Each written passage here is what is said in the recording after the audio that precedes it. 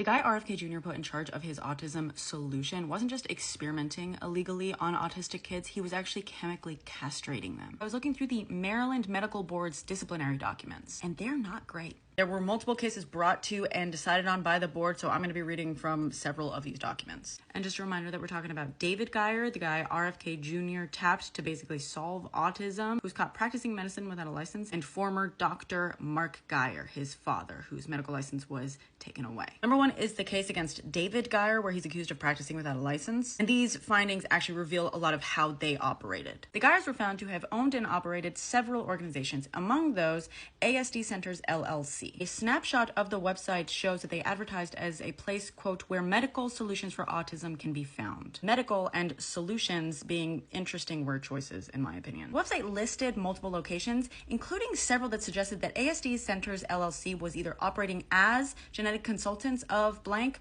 or there was some sort of partnership. It appears that Genetic Centers of America was former Dr. Mark Geyer's clinical practice. Mark Geyer, in one of the cases against him, by the way, was found to have falsely claimed that he was a board-certified epidemiologist and geneticist, when in reality, at most, he was a genetic counselor. So he was, in fact, not actually qualified to evaluate patients for genetic conditions, with absolutely zero expertise in autism. I do find their attempt to link their ASD practice to a genetics practice interesting, since they do claim that the cause is something else. However, it's not surprising when you consider that their proposed solution is, in fact, chemical castration. Oh, and by the way, David Geyer never even went to medical school. He has a BA. I have a BA. Another interesting thing, they claimed to donate a significant portion of all their revenues to the Institute of Chronic Illnesses, Inc. and COMED, Inc., both of which they own, and just spread misinformation. The Geyers really tried to blur the lines on who was doing what. While he claimed that he would just sit in the room while his dad was practicing the medicine, the board believed that he actually met with the patients and parents alone and discussed the course of treatment with them. They found that he was conducting some of the evaluations himself, clearly making impossible evaluations and statements that are inching them towards the diagnosis that they want to impose on this kid. They also scored the assessments, ordered tests, typed medical documents. Also, in some places where Mark Geyer had supposedly signed documents, apparently the D in doctor had an uncanny resemblance to the D in David Geyer when he signed. Even if David Geyer's claims are true and he never actually did any of the doctoring, it's clear that this practice was a team effort. And I want you to keep that in mind, because that means that according to his own words, he was often in the room when his father did what he did. Things that the Maryland board found that Dr. Mark Geyer did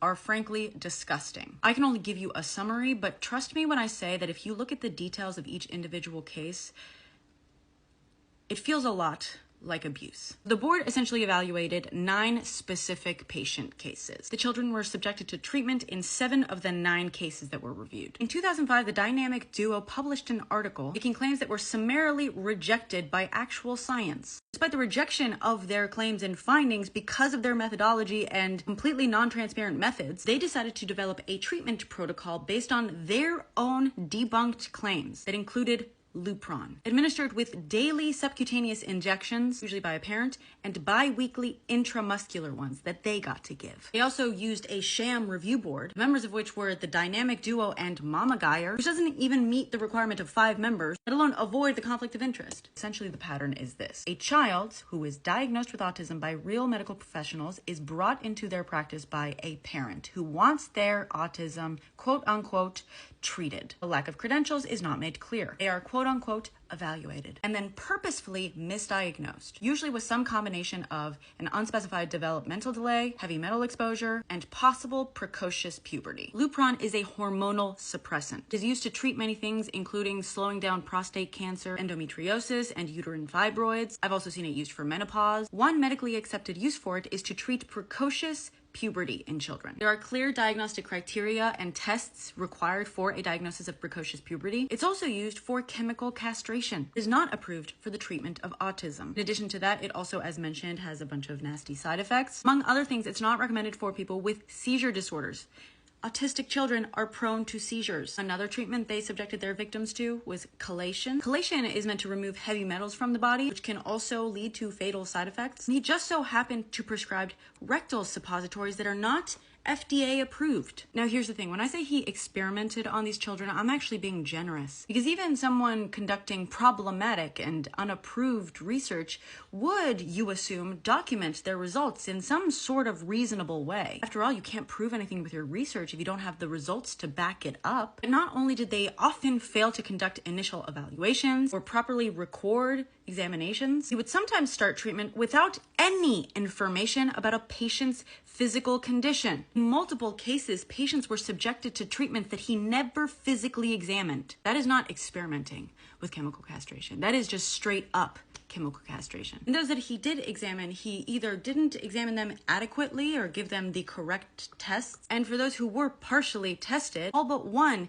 didn't meet the criteria for even his profile for Lupron therapy, which again is not even an accepted profile. Oh, and it doesn't appear that they forgot to closely examine their bodies, if you catch my drift, despite not recording the medically relevant data from these examinations. Just things like a general observation on size. He did the same for collation, prescribing it unnecessarily and lying to the parents in their consent forms. With the lack of information gathering, he also had no way of knowing whether the treatment was effective or not. It almost seems like he didn't care if the patients got better or not. He just really enjoyed injecting them and forcing suppositories into them. His diagnoses were false. The frequent blood tests he ordered were often unnecessary, and the necessary tests were never performed at all. We only know about these cases because of the scant medical records that the board was able to obtain. And by the way, their victims, these autistic children, were 9 years old, 6, 10,